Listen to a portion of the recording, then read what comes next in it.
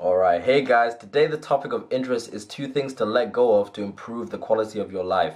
So if you apply these two things, you'll see a massive difference. So let's get started. So the first thing to let go of is resentment and unforgiveness.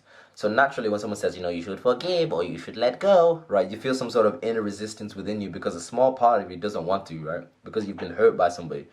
But you have to understand that these hanging on to resentment and unforgiveness only hurts you. It doesn't hurt anybody else. It's like what they say when you try drink poison and hope somebody else dies.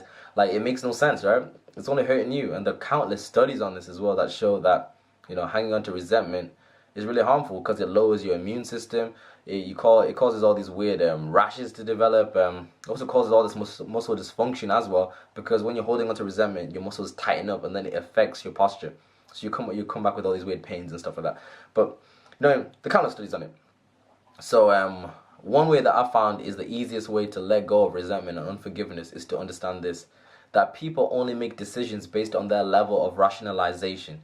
Right? It's never personal. So for example, like, let's say I have a best friend and they come to my home and I've known this person for years, and then they rob and take loads of my stuff from me, right? They just take my belongings, and I find out. Right, I'll be upset and I'll be hurt and I'll be very angry because I feel like I've been betrayed, right? What a betrayal of trust. But when you understand that people only make decisions based on their level of rationalization, you're able to see it from the other person's perspective, in the sense that the only way that they could see themselves overcoming their level of perceived lack was to take from me, right? And that doesn't mean that I agree with it, and that doesn't mean that it's right. It just means that I don't take it personally, right? I don't hold the negative emotions that come with that. Because you have to understand that people are only trying to do the best that they can with what they know at the time, whether you believe it or not. Because very few people wake up in the morning thinking like, I'm going to go hurt somebody today, or I'm going to go destroy all my relationships. Like, no, nobody does that, right? It's just that that's the best that they know at the time, right? So that doesn't mean that, if someone wrongs you, that doesn't mean that the relationship goes back to the way it was. It just means that you don't take it personally. Okay, so that's one of the easiest ways to do that. Now, the second thing to let go of is things that don't serve you. So when I say things that don't serve you, I'm talking about where you spend your time and what you spend your time doing. So naturally, I'm going to gravitate to the stereotypical one, which is where you spend your time or who you spend your time with. That's such a big one, and there's a reason why it's so overplayed. Because the people you spend your time with really have a massive effect on you. So if you're always hanging around with people who are negative, people who have no goals, no ambitions, they're always, hovering in these lower level emotions, always gossiping, you know what I'm saying?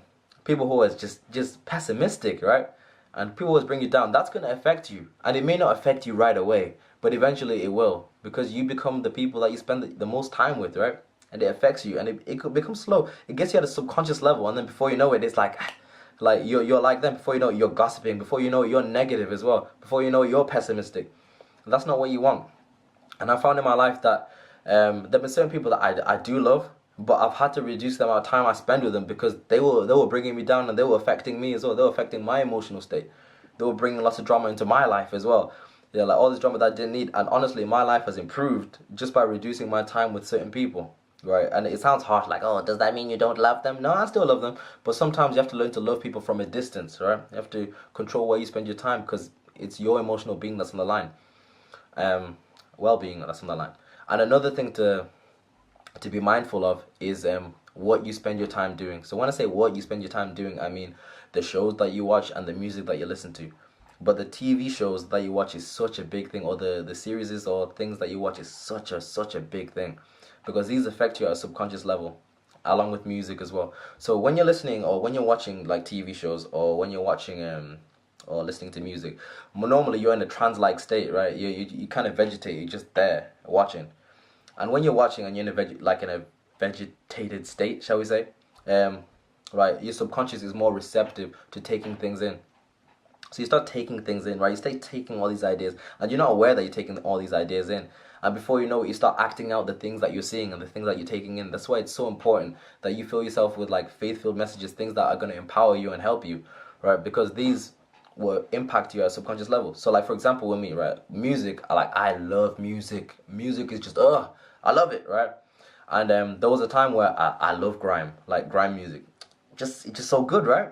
But there's certain music that I was listening to that was affecting me. Like, I became slightly more aggressive when I was listening to this music. So there were times I just snap, or I'd be like, like you feel like 10 men. You just want to go out and just cause trouble because you feel it, right? But I found that as I've reduced my time, and I didn't do this intentionally actually. I only did this because my Spotify account ran out, so I couldn't listen to the music. But so when I reduced my time, when I spent time away from that music, I went back. I was more mindful of how the music was making me feel. So I was feeling more aggressive, and I wanted to lash out. And there's certain music that you listen to as well. Like when you're listening to sad music all the time, it affects you as well. It brings you down, right? So become mindful of that. So that doesn't mean it's like, are you saying that I can't listen to Migos? No, you can listen to the music. I'm saying you can listen to it, but at least do it in small doses. Don't spend so much time doing that sort of thing. Learn to become mindful of where you're spending your time and how it's affecting you and how it affects your emotions and stuff like that.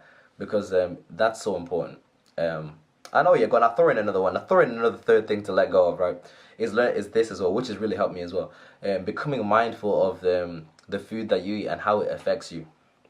This is such a big one. Like, this is quite a simple one, but a lot of the food that we take in, that we're consuming, really affects us in a negative way, and it also affects the way we feel about ourselves and our emotional state.